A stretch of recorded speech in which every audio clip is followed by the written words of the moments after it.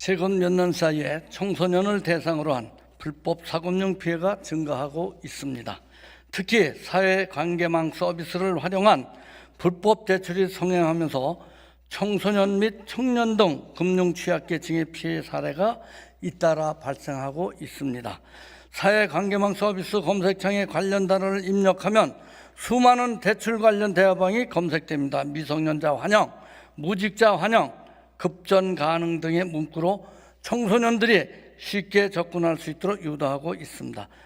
사회관계망 서비스에서 활성화되어 있는 불법 대출은 대출 시 법정 한도를 넘는 턱없이 높은 이자를 요구하고 있어 그 피해가 매우 크다고 봅니다.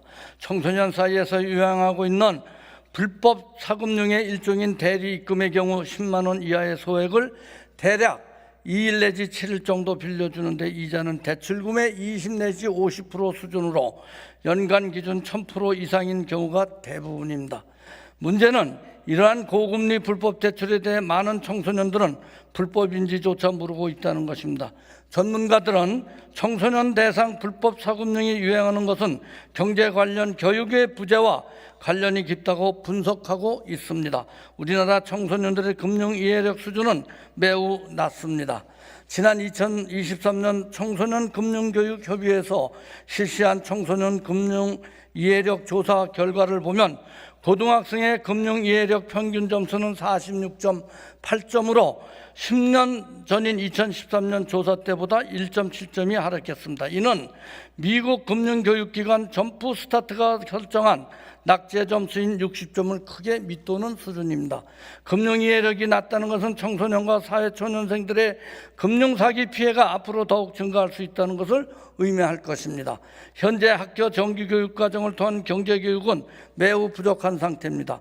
청소년들의 금융 이해도 저하는 학교 정규교육과정에서 경제교육을 중시하지 않는 데서 비롯된다고 봅니다. 국내 교육은 대학 입시가 가장 우선시되고 있어 경제 관련 교육은 뒷전으로 밀릴 수밖에 없을 것입니다. 한국경제인연합회가 지난 8월 8일 실시한 기업가 정신 및 경제교육은 교원 인식조사 결과에 보면은 교사의 97.1%가 학교에서 경제교육 강화가 필요하다고 응답했습니다. 적절한 교육 시작 시기는 초중학교를 가장 많이 꼽았습니다. 그렇지만 현재 정규교육 과정에 경제는 고등학교 선택 과목으로만 개설되어 있으며 초중학교에서는 사회교육에서 간단한 경제 이론을 다루는 것이 전부입니다. 더구나 교사들의 60.1%는 자신의 경제 지식 수준이 낮다고 평가하고 있어 제대로 된 경제 교육이 실시되기 어려운 여건입니다.